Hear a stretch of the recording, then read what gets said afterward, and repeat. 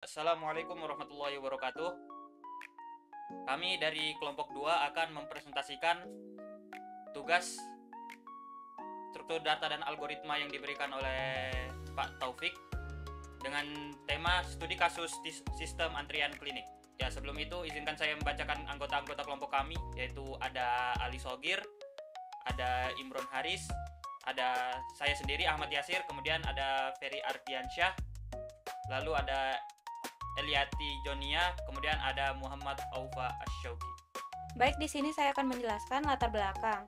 Di klinik atau rumah sakit, pasien tidak selalu bisa dilayani berdasarkan urutan kedatangan. Beberapa pasien mungkin datang lebih awal, namun memiliki kondisi yang ringan, seperti batuk atau demam. Di sisi lain, bisa saja pasien yang datang belakangan memiliki kondisi gawat darurat, seperti sesak nafas atau kehilangan kesadaran. Oleh karena itu, diperlukan sistem antrian yang tidak hanya berdasarkan waktu kedatangan, tetapi juga mempertimbangkan tingkat urgensi atau prioritas medis pasien. Di sini ada tujuan studi kasus. Yang pertama, struktur data. Menerapkan struktur data queue untuk mengelola antrian pasien. Yang kedua, ada algoritma sorting, menggunakan algoritma quicksort untuk menyortir pasien berdasarkan tingkat prioritas. Yang pertama ada ringan, yang kedua sedang, yang ketiga darurat. Yang ketiga menggabungkan konsep, memahami cara menggabungkan logika antrian dan sorting dalam sistem nyata. Struktur data yang digunakan yaitu Q adalah struktur data linear yang mengikuti prinsip FIFO, first in dan first out. Artinya, elemen yang pertama kali masuk akan menjadi yang pertama kali keluar. Elemen baru ditambahkan di belakang, rear, dan dihapus dari depan, front. Q sering digunakan dalam antrian tugas, sistem penjadwalan, atau proses yang membutuhkan urutan eksekusi secara teratur. Implementasi metode sorting. Quicksort adalah algoritma pengurutan cepat yang menggunakan pendekatan divide and conquer. Algoritma ini bekerja dengan memilih satu elemen sebagai pivot, kemudian membagi elemen lainnya ke dalam dua kelompok, yang lebih kecil dari pivot dan yang lebih besar. Proses ini diulang secara rekursif pada kedua kelompok hingga seluruh data terurut.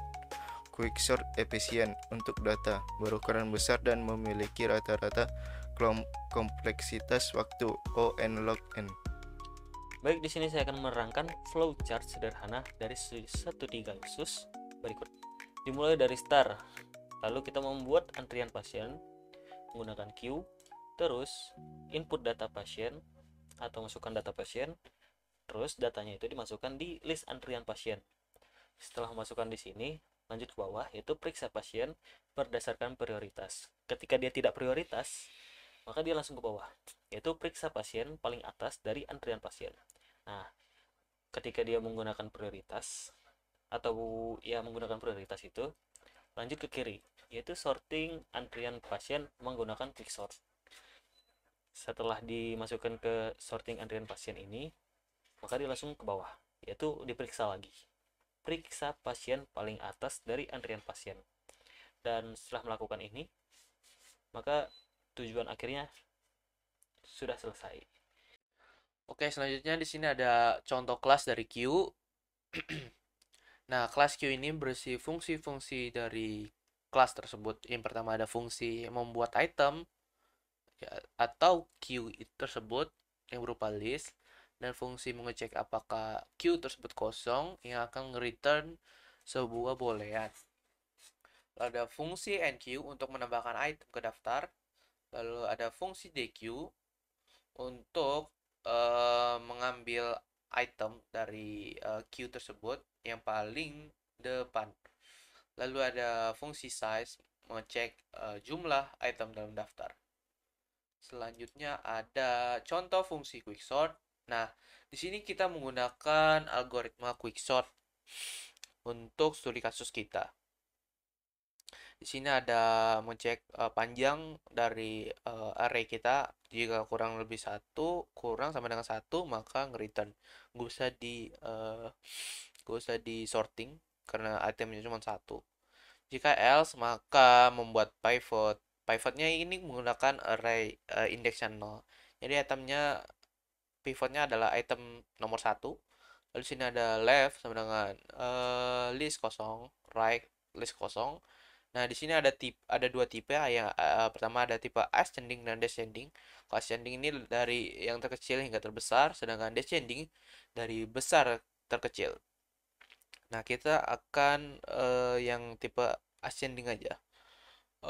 Di sini ada iterasi sebanyak panjang dari array tersebut. Nah, kita membandingkan i apakah lebih kecil dari pivot. Nih, pivotnya adalah array 0. Jika iya, maka akan masuk ke left tersebut. Dan jika enggak, maka masuk ke list right. Nah, di sini lalu kita akan return. Nah, di sini ada recursive. Namun array-nya adalah sebuah left ini. Dan key-nya prioritas tentunya, dan tipenya adalah descending. Salah ya, ascending. Lalu ditambah dengan pivot. Nah, di sini ada lagi quick sort right. Array-nya menggunakan right dan key-nya masih sama dan tipenya juga sama. Ini akan berjalan hingga semua item tersebut sudah tersorting dengan benar. Dan hasilnya akan di-return. Nah,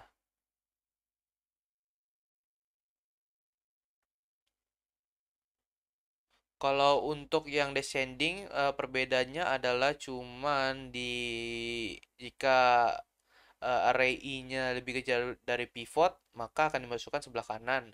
Jika enggak,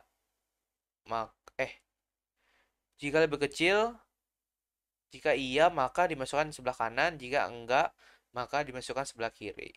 Itu perbedaannya. Lalu di sini ada program utama dalam studi kasus. Di sini ada kita membuat objek dari antrian pasien sebagai queue. Lalu kita membuat menambahkan pasien menggunakan fungsi dari enqueue tersebut, yaitu ada nama pasien 1, pasien 2, pasien 3, prioritasnya 1, 3, 2. Lalu di sini ada fungsi untuk melihat apa aja sih item dari antrian pasien tersebut atau queue tersebut. Lalu kita ngeprint. Di sini ada antrian pasien titik DQ. Jadi sehingga yang pertama ini sudah diperiksa. Jadi cuma ada dua, pasien 2 dan 3. Lalu di sini ada sort menggunakan prioritas memakai quick sort. Nah, di sini kita membuat sorted sama dengan quick sort. Nah, antrian pasien ini array-nya adalah kita menggunakan array dari item antrian pasien. Lalu di sini ada apa sih mau yang diurutkan itu? Nah, di sini key-nya adalah prioritas dan tipenya adalah descending. Jadi dia dari terbesar hingga terkecil. Oke, selanjutnya kita membuat objeknya, lalu di sini mengubah item dari sorted pasien menjadi item yang sudah disorting. Lalu di sini kita ngeprint pasien, lalu di sini kita ada proses sama dengan sorted pasien DQ. Berarti kita akan meriksa atau menghapus item yang paling atas dari yang sudah kita sort. Kita urutkan. Nah, di sini proses akan disamakan dengan antrian pasien titik item, sehingga antrian pasien sama sorted pasien itu itemnya sama yang terhapus. Baiklah, saya akan mendemokan hasil dari studi kasus kami, yaitu sistem antrian klinik. Nah, di sini ada menunya, menu utama. Pilihan pertama ada daftar antrian, yang kedua ada proses, dan tiga untuk keluar dari program. Kita coba yang opsi pertama untuk melihat daftar antrian. Nah, di sini ada fungsi untuk melihat antriannya, lalu ada fungsi untuk tambah antrian, dan yang ketiga untuk kembali ke menu utama. Coba kita lihat antriannya dulu ada apa aja. Nah, di sini ada antrian. Yang pertama dia Yasir, Sagir, Imron, dan Aufa. Nah, di sini juga ada keluhannya, ada jamnya, ada juga prioritas.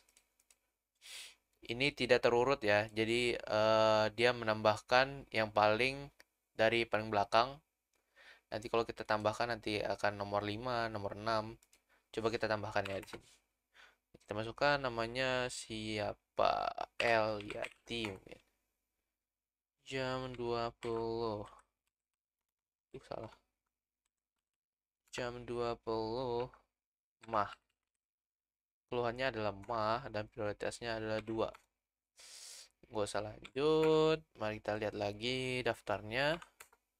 Nih, sekarang El Yati sudah ada di urutan kelima dari antrian.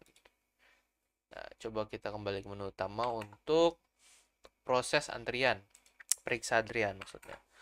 Nah, di sini ada cara proses antriannya, memproses, ada bisa secara FIFO, secara berurut, atau secara yang prioritas, yang sudah disorting.